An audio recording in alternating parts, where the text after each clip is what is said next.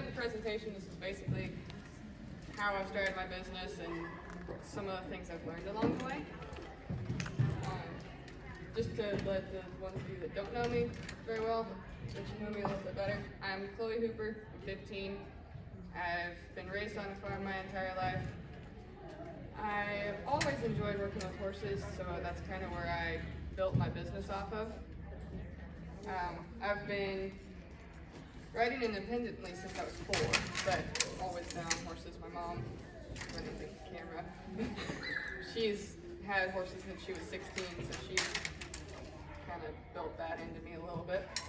I started my business at 11 years old, so it's been a little bit and a lot of learning here along the way. I currently own 5 horses. I train horses, so equine, is another word for horse. I give lessons, so those are like riding lessons. I do equine body work and hoof trimming. So, top picture is me at 5 years old, that's on my first horse. The middle picture is when I put the first ride on a horse, so that would have been at 7 years old. The first ride is probably the most dangerous ride you can put on a horse because they're not experienced, so they don't know anything you're really doing at that point. And then the bottom picture is the first horse I started by myself. So first horse I trained and taught, which would be my sister's horse now.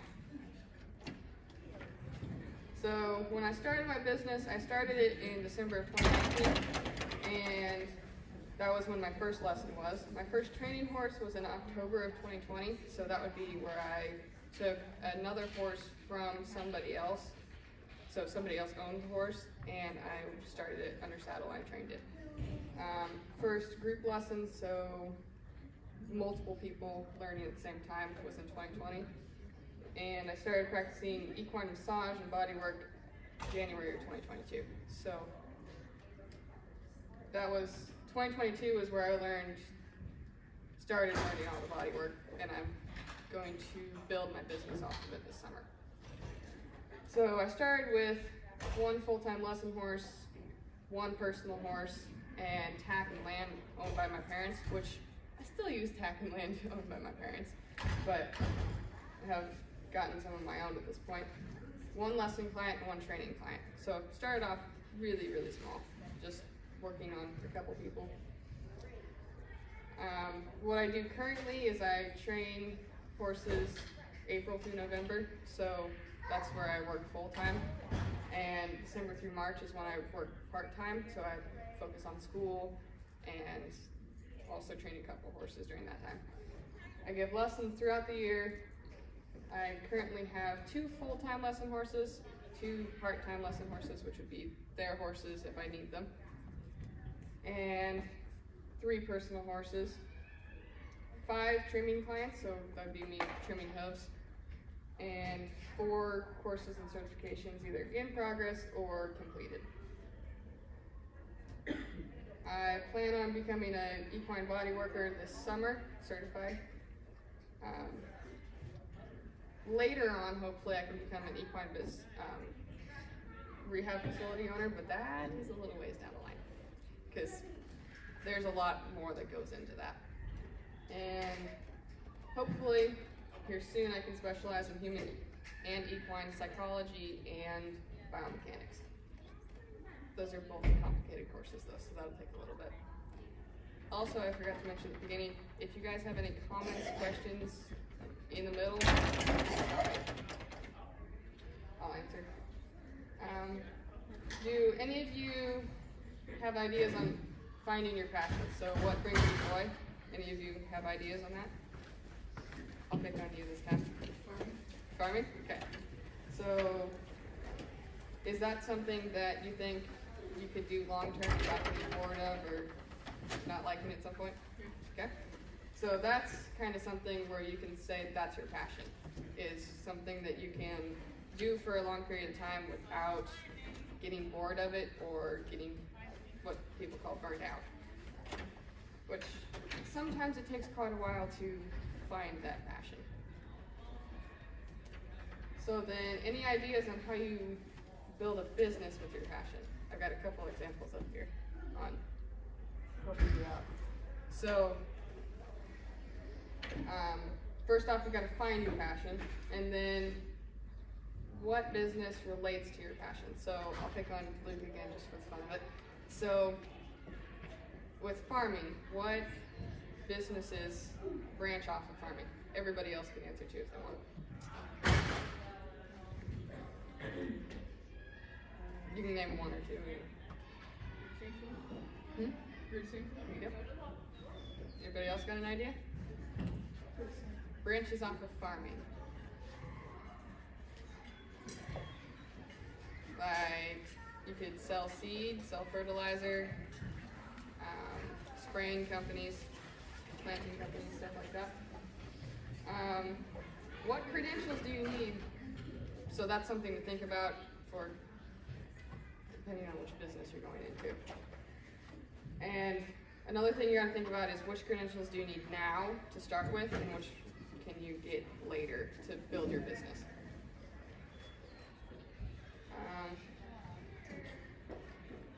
So another thing is you need to create a business that brings in the people you like to be around. So with me, I bring in people that like to be around horses. We all share a passion for horses. So that's something that you can kind of share your passion a little bit more and help other people grow in there. So like Luke was mentioning farming, if you could teach somebody about farming, that would be sharing your passion. So startup costs, that's something that a lot of businesses struggle with. So, because you have to incorporate equipment, schooling, advertisement, insurance, the land you're going to be operating off of, buildings, equipment, I already said that, co-workers, etc. So I consider my co-workers the horses because they're technically my co-workers because in essence, basically, your co-workers are the things you work with, most of the time living things, you work with in order to do your business. So whether that's humans or animals, they're all co-workers. So once you have your business started, what improvements can you make on it? Whether that's equipment or something else. Any ideas on what you would do to do that?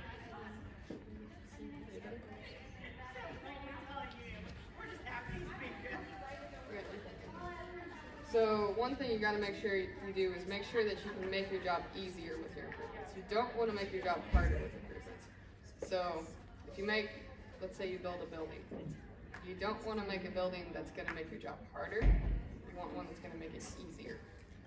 So kind of think about that when you're improving. So I remember somebody here talked about,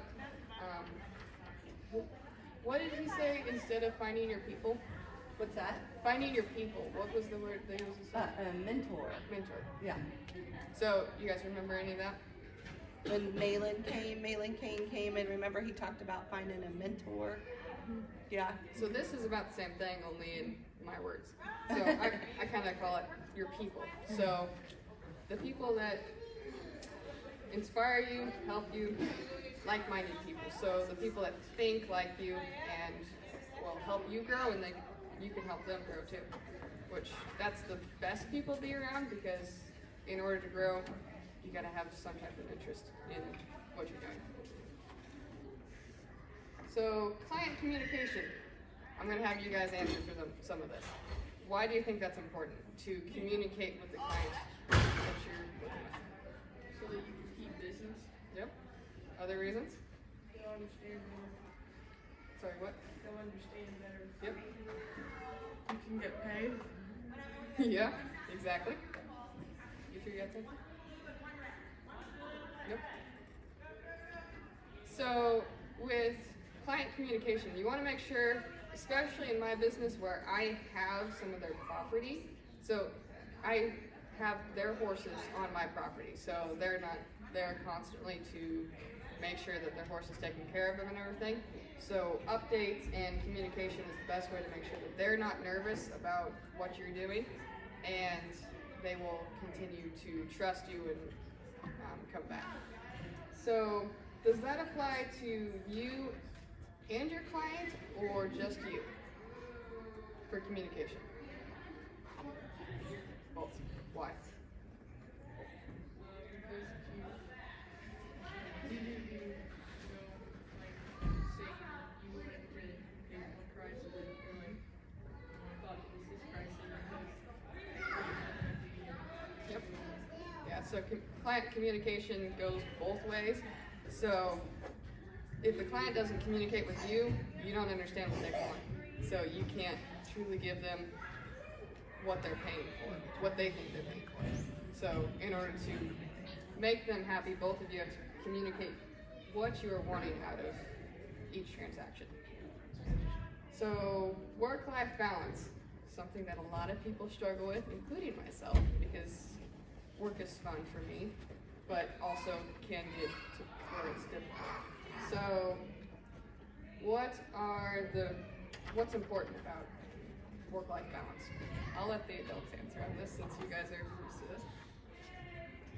Sometimes I know as a parent, and I've been both a working parent with homeschooling and a non-working, I guess. Well, I'm always doing something.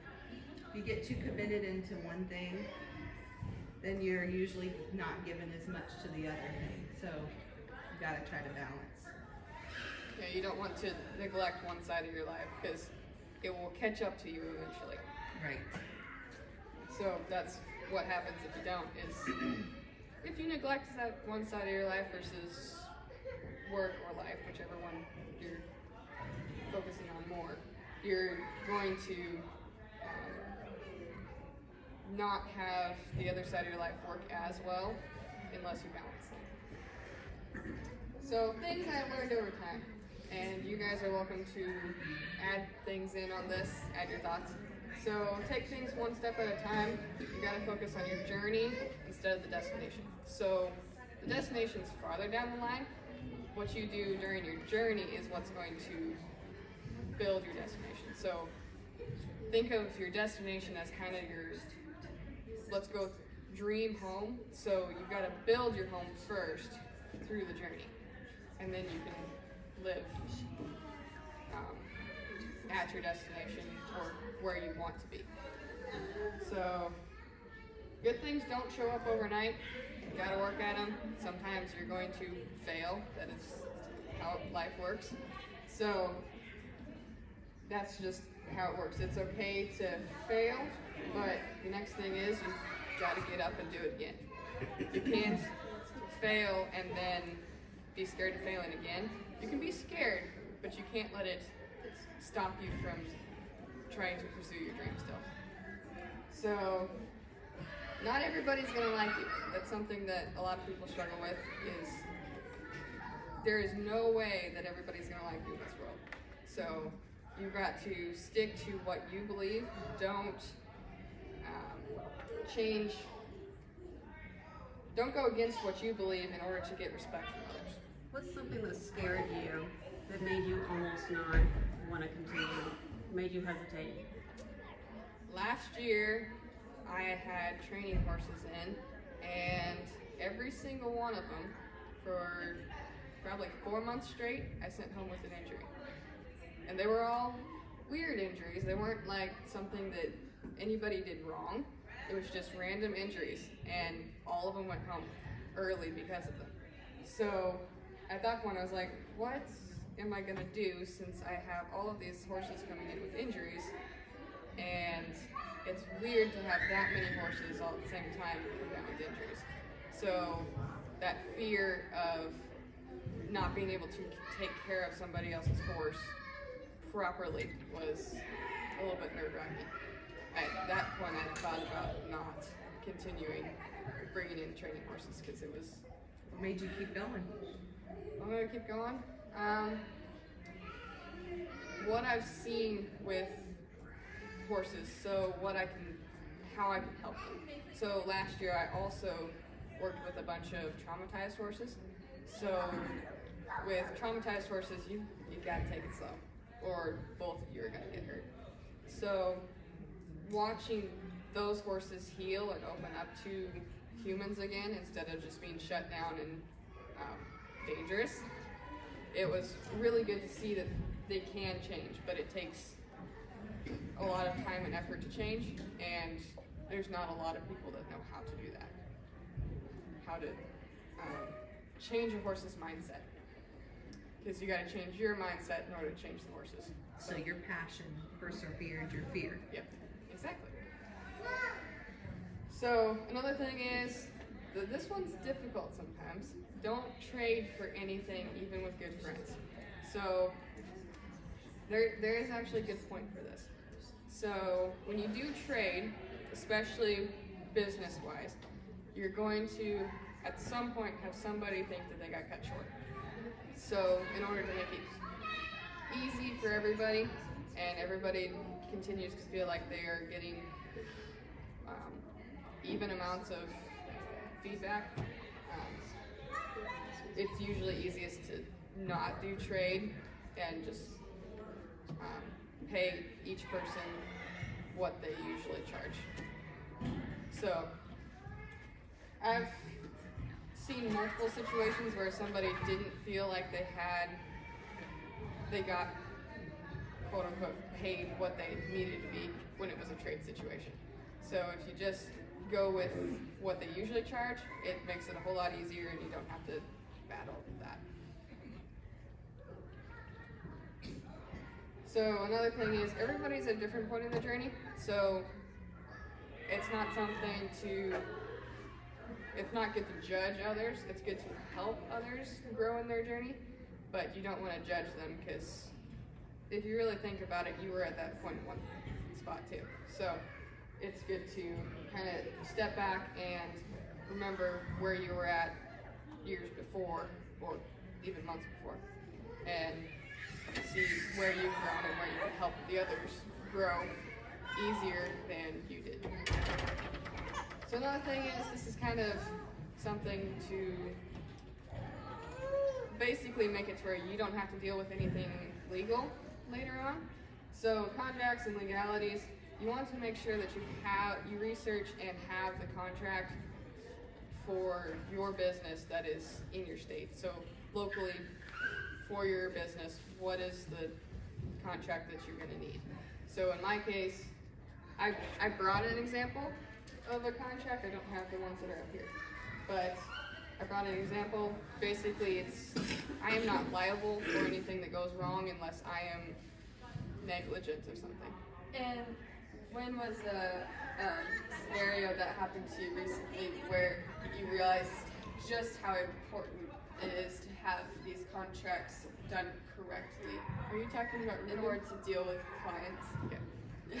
So last year I had a horse that was traumatized, but basically what happened was a little bit complicated. I'll see if I can explain it right. So the owner of the horse gave this horse to some friends, and those friends asked me to train that horse. So there were technically four people involved in trying to get this horse trained. So when I had the two people in the middle, so the friends that wanted me to train the horse, in between the owner and I, is where the owner started to freak out because he didn't know what was going on, even though he was being updated regularly. So he freaked out, and basically, long story short, I got cut out of over $1,000 on that horse. So the biggest thing was, at the end of it, I was like, okay, well, I either can fight this and maybe get a couple more dollars, or I can let it go and focus on other things that I can make more money on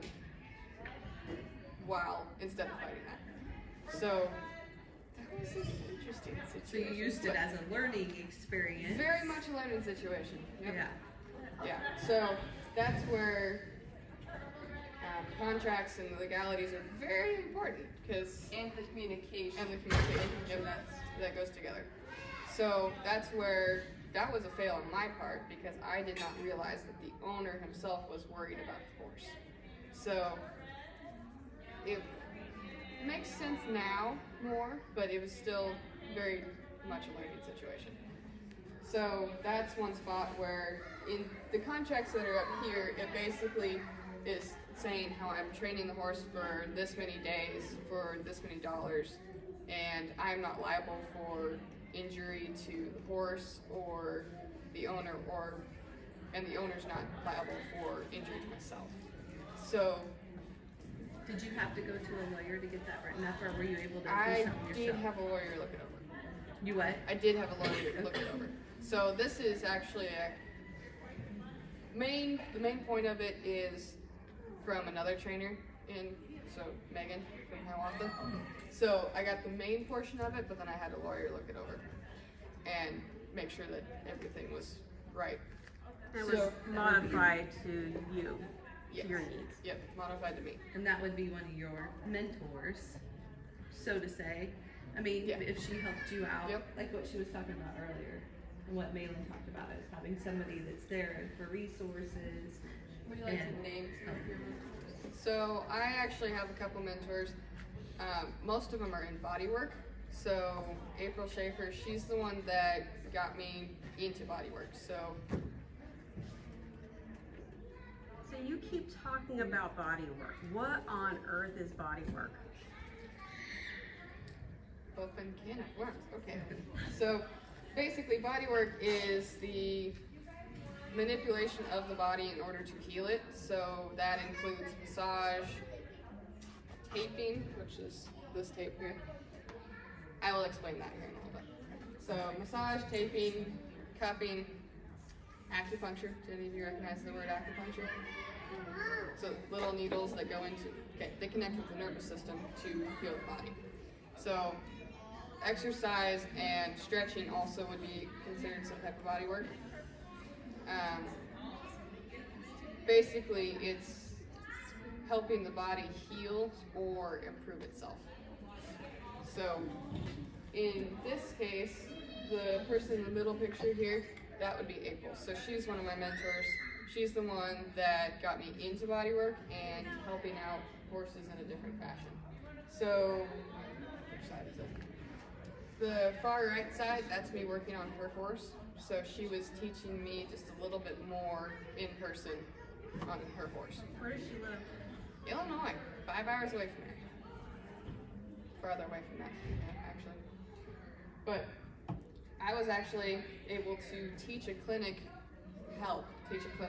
with her and one of her friends, that'd be the left photo. And that was a lot of fun to be able to interact with her and her friend at a clinic and learn from them, but also be able to teach others at the same time.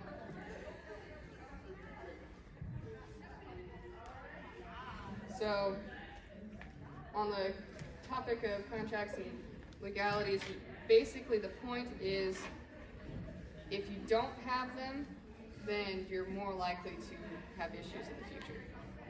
Because something will go wrong, it's guaranteed to go wrong at some point. So that way you can cover your legal portions where you don't owe a whole bunch of money to somebody because of something that you shouldn't owe them for. So we'll go off an example. So last year, I ended up getting hit in the stomach with a saddle horn. So that was a decent injury. Basically, if I didn't have the contracts and I was not a good business owner, then I would have probably tried to get something from the owner because the horse was crazy, and that's the reason why.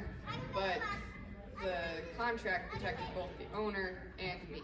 So if the owner or the horse were to get hurt, the owner, if I didn't have the contract, would be able to go after me for the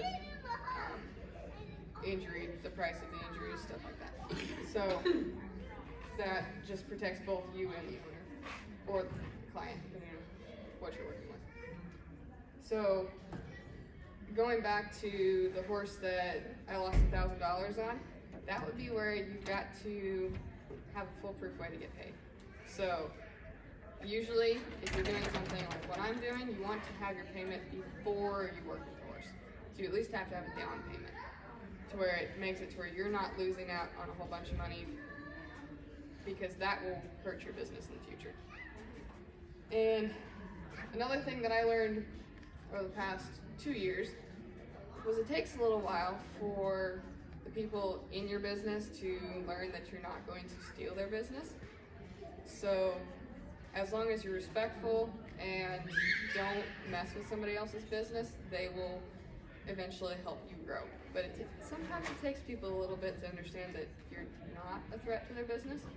So letting them get comfortable with you building your business while not affecting theirs in a negative way helps a lot. If you can help them in a positive way, actually, then they will start helping you in the future. So this is a good quote to live by. I have put this in multiple different spots, as those four know. So never regret a day in your life. So good days give happiness, bad days give experience, worst days give lessons, and best days give memories. So this is kind of a quote to kind of fall back on when you have a bad day, because, well, bad days give experience, and worst days give lessons. As long as you learn from those, then you will have good days, which give happiness, and best days, which give memories. So it kind of plays along in hopefully everybody's life. It plays along in personal life and business. So this is one of the situations where I kind of struggled with this, but it was good for me to watch. So it's very important to give others the opportunity to start their own journey. So everybody starts their own journey at different times, and everybody grows at different speeds. But when you have the opportunity to help somebody grow and help somebody start learning your passion and growing their own, it's very important. It's hard to do, but it's worth it to watch others grow. So one of the things that you kind of have to take into consideration is it requires you to sacrifice something, whether it's time, money, knowledge, belongings, or something else. It requires you to sacrifice something, but it is worth it to watch them grow. And you can actually, like in this case, I sold this horse to this girl 3 weeks ago, and it was really good to watch both of them learn each other and watch them bond for the short period of time I was able to watch them bond, and then it will be good to watch her grow years down the line. So this is actually the same ride. Happy horse, not so happy horse. So be humble or be humbled. It's a very true statement, especially when you're working with horses. It's something that my horses have especially taught me, because if you're not humble, in this case I was pretty humble, but this horse was in pain, but it makes a very good example. So you can have a good ride or a good situation going, and then if you're not humble, it can turn to your back.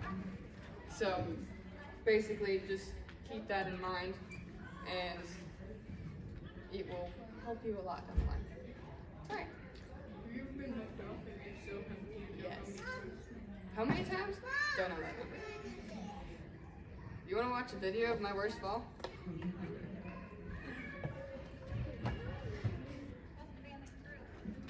This is perseverance. Not the sunshine, get back isn't it? on you and Yes. bucked off, not giving up on your dream. It'll take me just a second to find the video. Any other questions while I'm looking for it?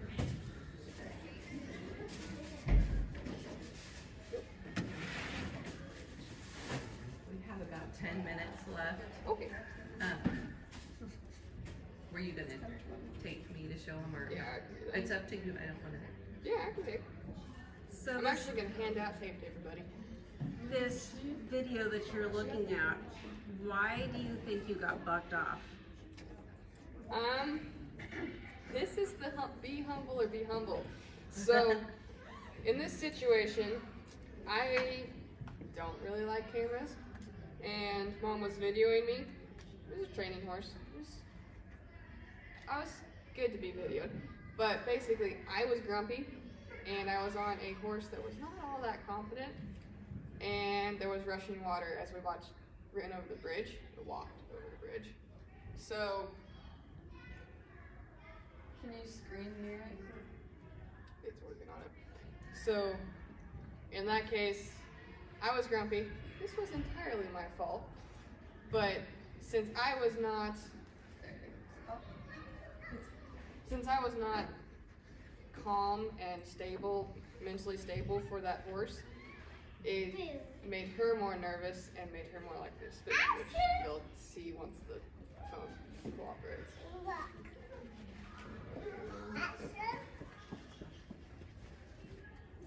It'll work eventually. Well, I might on that.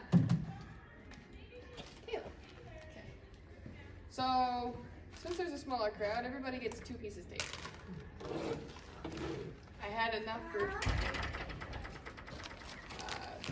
1, 3, 4. Yeah, we have 12 today. That's I'm what's sorry. on. No, you're good.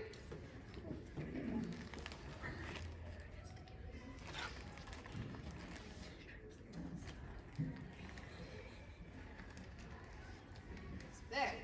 Oh, Yeah, it keeps flashing. well, we'll try it in a minute. Okay, so don't mess with the tape quite yet. Leave the backing on it. Shall I set or Sure, you can sit. come up here so we can see better? Yep. So Chloe's actually been treating me, and I have tendonitis. I have a tear in my elbow, and she has been taping me, and I'm telling you, I am getting way better. So If anybody has an injury that they want taped and they're not allergic to adhesive, then I can tape them too. so she's going to show you guys what she does. Do you have pictures? Did you have pictures of your horse that we can put up there too? Because she does it on horses herself, her family, and luckily I'm blessed to have her as a friend. So she's been taping me. and my Chloe, do you own want me to horses. show them my most recent taping? Sure, you can do that. Mine's I on my taped her back. last night. Yeah. I have a recent taping on my back. So there's 3 pieces of tape right there. Different colors help you see it a little bit better. I was not smart. When I woke up this morning, I had insane amount of energy. I don't know if it had anything to do with the taping, but But you obviously do not have toxins in your body. I've been wound tight. So what I'm doing here is I'm just If gonna. you guys need to move up, you can, so you can see how she does it. So what I'm gonna do is I'm gonna measure. For you where two, I there's more room in want the to tape. front row. Is it easier if I stand up for you? You're fine, whatever. I tape wiggly horses. You're just fine. That's right. So my tear is right back here in my elbow. Okay, got the video play. Oh, good. And I'll play it in slow-mo once you can see it the first time. So she was a little bit nervous here. She doesn't like rushing water. But I was able to get it to go. She was holding it together very well. And then she heard something move in the back. So, if you watch, play it in slow motion. Basically, what happened was she spooked, she spun, and I rotated off of her entirely. Yeah, she would have forward over. And you can see right there, she almost stepped on me. Yeah. And then if you look, oh, don't do that. Right there, you can see the horse. She just turned around and stopped, but she was scared, so it didn't work. Scared horses are not easy to deal with sometimes, especially when you're not in a happy mental state, because then that stresses them more. So that wasn't even being bucked off. No. And you've been bucked off and it hasn't hurt as bad. Oh, yeah, that is 100% my worst fall. So, I've also bent a metal stand with my face before coming off of a horse. That was actually a bug. Not the worst fall. that one doesn't look like it hurt as bad as it did, but I couldn't walk right for 3 weeks, and the one where I had face planted didn't hurt near as bad. Yeah, she went flying into a jump stand. I don't think you have video of that though. I have video of Hank though.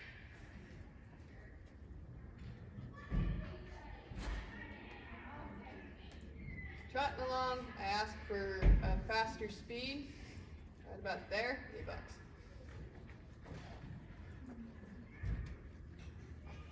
$8. Probably find one at Willow too. We're about 4 minutes. Okay. So we switch it up. We won't deal with that then. There's another speaker, just so you know. When you take it. Okay, it's good to me. Can you get her taped in 4 minutes? Alright. Easy. Can I pass this around so they can just see 100%. your taping? I've got multiple so they can. Okay. If you guys want to look at the different horses that You guys can get up She's and look taped. over here too if you want. For the person that does not like reading, I actually have more books. This than I is thought. her liability for you can look through the stack too, so don't. So that's how she knows, but she's not going to get sued for accidents. That is my hoof trimming one, so I have them for different. don't you? Yes. Any of most of them should have So you can't just put this tape on willy-nilly. She knows how to put it on so that it pulls the fascia underneath by your muscle. So the connective tissue. Okay, so she's gonna explain that all to you as she does it. So you guys all have tape. So if you want to grab one of your pieces of tape and you break the paper, so basically just pinch here, twist, and then pull apart, you will see that there's waves on the tape. So that is why it's different than other pieces of tape or other kinds of tape, because the waves affect the connect and affect the fascia more. Sorry, frozen.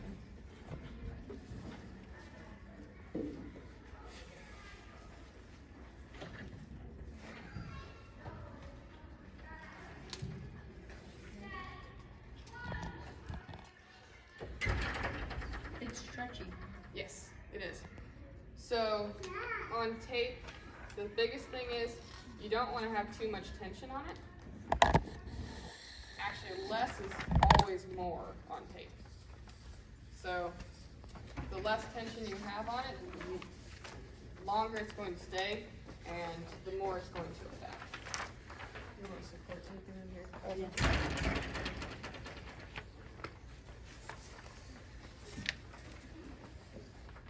So handling tape can be pretty difficult to start with, but once you get the hang of it, it's easier and easier.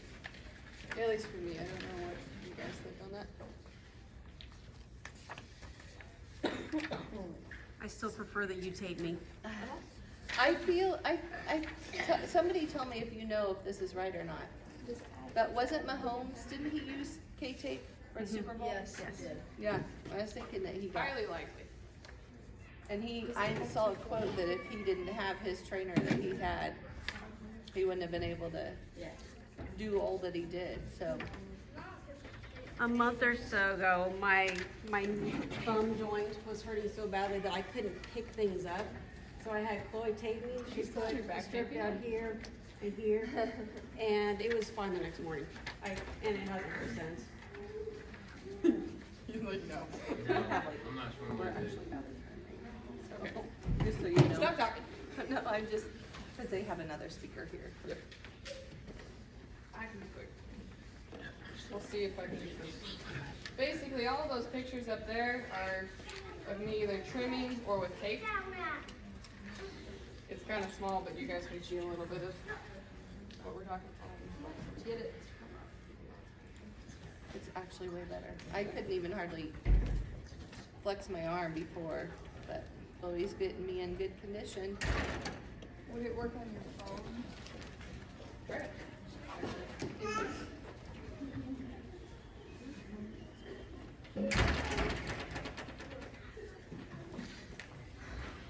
Where is I guess that's just